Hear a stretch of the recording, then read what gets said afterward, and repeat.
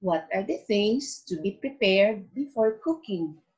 How can you make cooking fast and easy?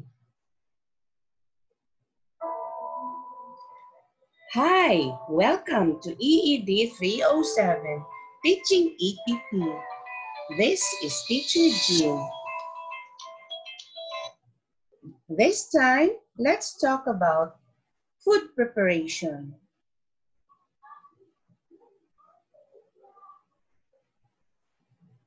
How can you simplify work in food preparation? What are some rules to be observed during food preparation? Let us watch and learn. Remove your watch, bracelet, or ring. Wash your hands thoroughly before starting.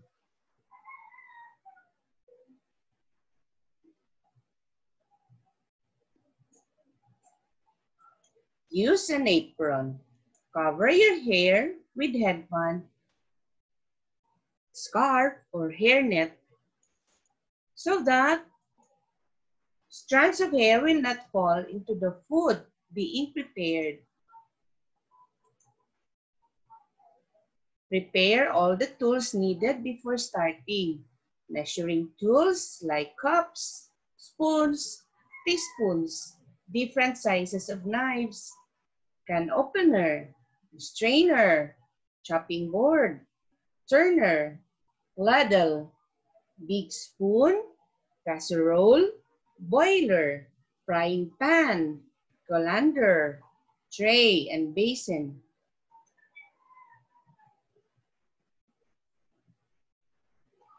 Prepare all ingredients. Wash the vegetables well. Also, rinse the chicken, meat, or fish before cooking.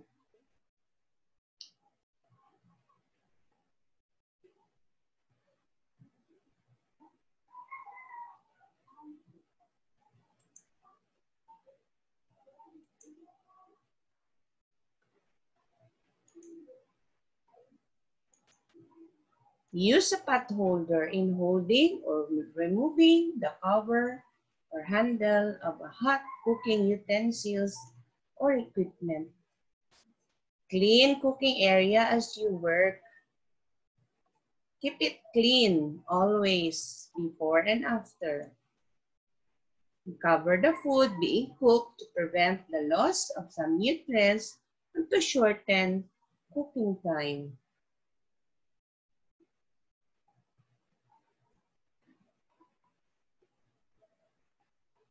Now, here's one question. Why is it important to prepare breakfast, lunch, supper with the three basic food groups? How does a menu differ from a meal pattern? This time, let us talk about sample meals. We already have discussed about grow food, go food, and glow food. Now, in preparing food for the family, it is important to have meals that are nutritious, economical, and palatable. Breakfast, lunch, and supper are the major meals served in a day. A menu is a list of foods served in every major meal, while a meal pattern is an outline of courses served in a meal. The meal patterns represent the three basic food groups. The go, grow, and glow. Thus, following the meal pattern, one is assured that the meal is adequate in nutrients. Take note. For example, you have this for breakfast. You have fruit, ripe papaya, protein dish, scrambled egg and bacon, cereal bread, you have fried rice, and beverage, you have hot chocolate. To analyze the breakfast, you have fried rice and hot choco and go food. Or rather, they are go foods. Scrambled egg and bacon are grow foods. And papaya belongs to the glow food. So this is one complete meal. It's a balanced meal.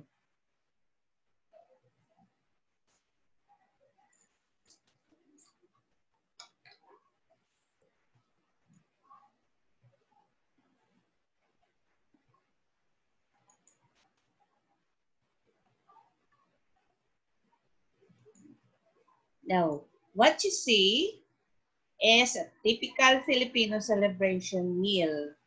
Yummy, right? But what can you say? Yes, yummy. What about the nutritional value? Let us reflect. This is another Filipino meal.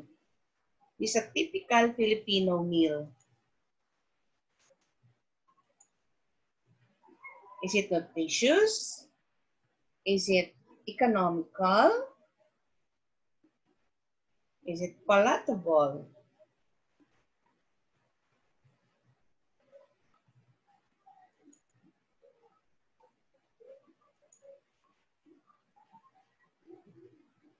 Now I will bring you to the topic on serving food. What are the points to be observed in serving food? Serving food is both an art and a science. The table must be set attractively and in an orderly manner at the same time. There is a proper place for every utensil to be used. The plate, the glass, the fork, and the spoon. Food setting should be simple yet attractive. It is not necessary that the utensils be expensive. What is important is to practice simplicity, suitability, and cleanliness as a rule.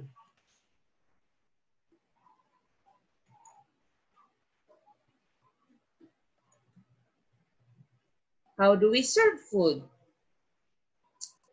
Put clean placemats on the table. 1 centimeter from the edge of the table. Lay the plate at the center of the placemat. The tablespoon on the right side, the fork on the left side, and place the napkin beside the fork. The glass at the tip of the tablespoon. There you see.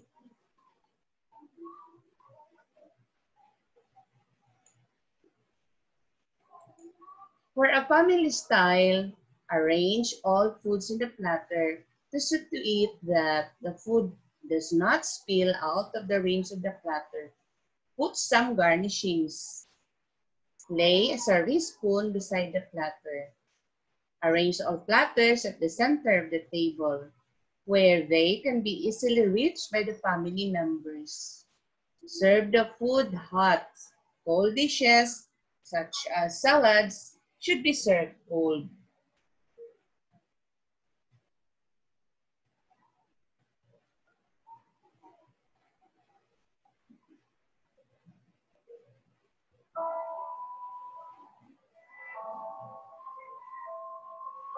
Well, that's all for now.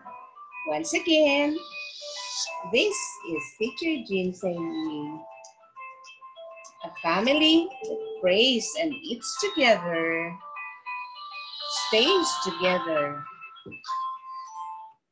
Goodbye.